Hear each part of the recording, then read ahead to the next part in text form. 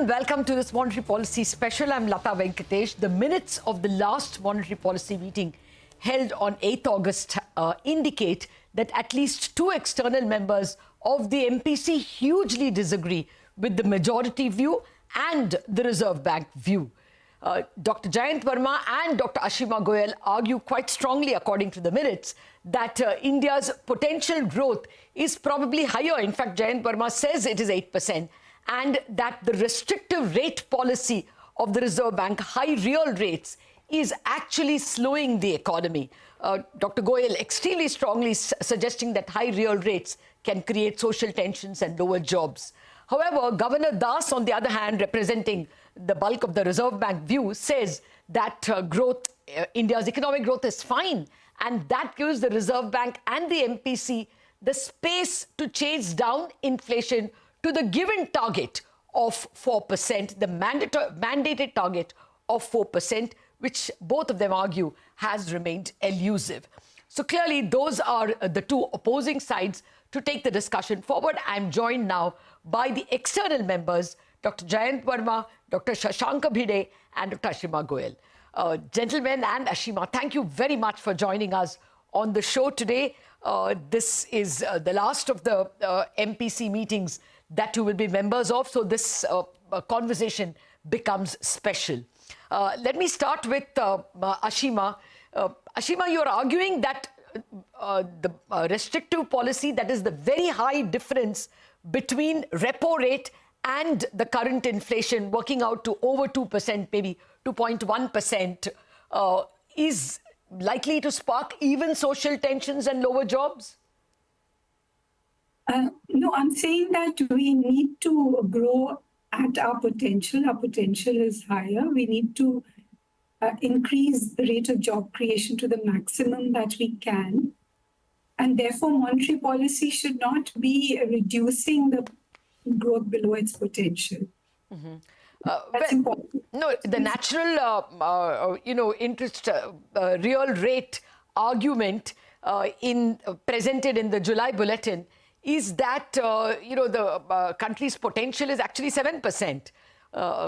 So, you can't really argue, going by that argument, that we are below potential at this point in time.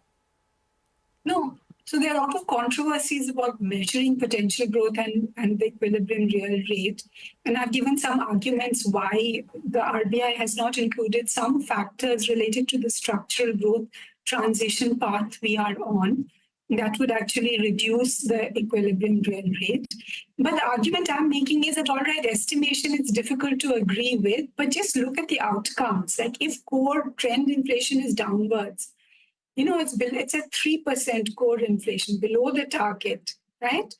That means that we are not at potential. We can grow faster without raising inflation. Yes. No, I take your point that core inflation is one parameter that is indicating that perhaps growth isn't very good. But if you look at a whole host of other parameters, including PMI, including GDP numbers up to the last quarter available, it gives a slightly divergent picture. I'm coming back to you in a minute. Dr. Varma, you are arguing that the whole idea of potential growth at 7% is wrong, underestimated. Absolutely, because we are at the stage of our economic growth where we need to grow much faster and we have the ability to grow much faster. We have to recognize that we are at the stage, in the demographic cycle where very large number of young people are entering the workforce every year. And this demographic the demographic benefit for us will last for another decade or more before the demographic transition reverse and so on. At this point where so many people are entering the workforce, it is possible to grow in a non-inflationary manner at much higher rates because there is that workforce ready to be absorbed. And you can give them jobs without putting upward pressure on wages and input costs and so on. And the other barrier to rapid growth would have been, issues like infrastructure and so on, which again, the reforms of the last few years have addressed many of that. We have had significant investment in public infrastructure, digital. All of this means that the economy is capable of growing much faster. It needs to grow much faster. And I think the correct benchmark is not to look at how other economies are growing today. Today, most of the large economies are well past their demographic transition. China's population is actually declining. We got to ask the question, how fast were those economies growing when they were at the same stage of our demographic cycle? When their workforce was growing, how fast was that growing? China was growing at 11-12%. That is the growth rate that an economy is capable of when there is a flood of new workers entering the workforce. And you don't need to pay higher wages to absorb that. So that is the kind of horizon we must have. That double-digit growth is what we should aspire for. And even if we think that that would require more reforms, even the reforms that have been done already should be able to push you to 8. Okay. Well, this is an argument that keeps coming up, and the economic survey doesn't buy this argument. In fact, Ananta Nageshwaran repeatedly says we are not in the global situation that China was in the early 90s. But that argument a little later. I want to come to you with other questions on monetary policy. But first, Dr. Bhide, your overall macroeconomic assessment is that growth is fairly strong. So why meddle with it? Let's concentrate on the mandate. Is that the broad thesis? Yes. So I guess, in this meeting, also the projected growth rate is about 7%.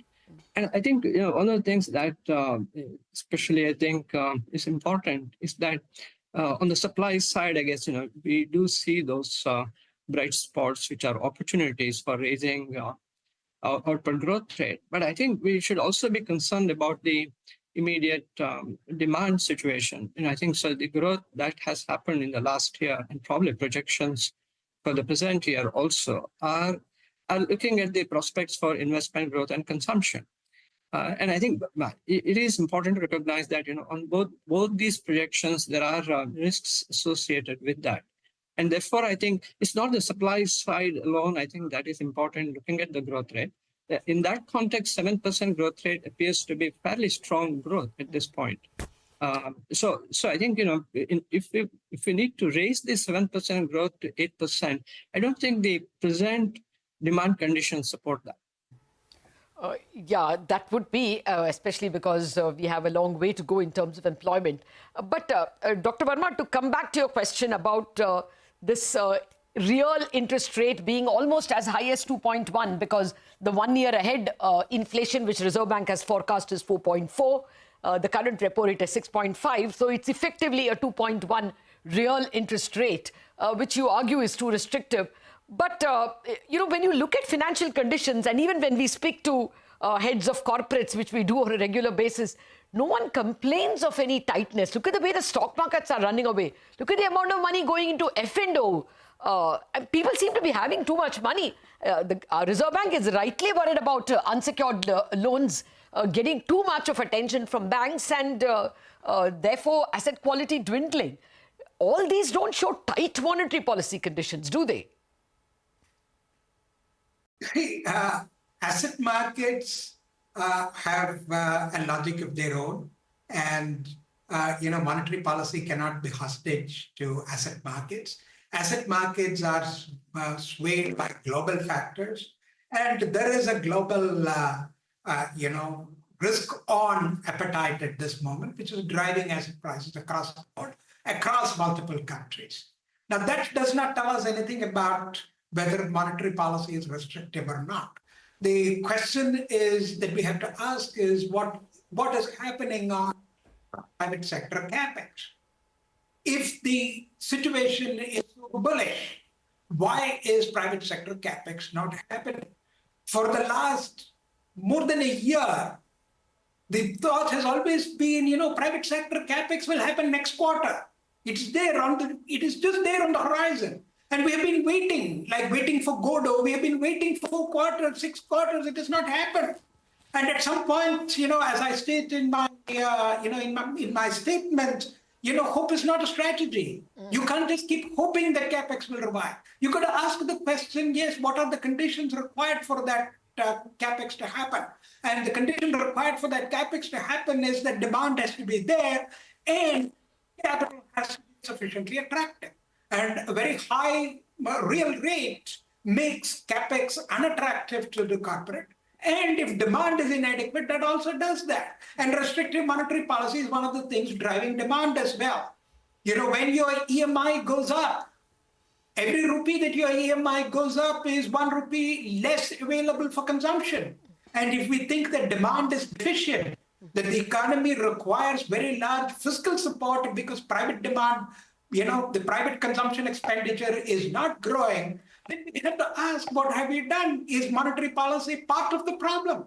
And I think we have to at some stage ask whether monetary policy is too restrictive. Is it too restrictive at a point where inflation is so close to target? See, remember, I would not ask this question if inflation were running at 5.5%.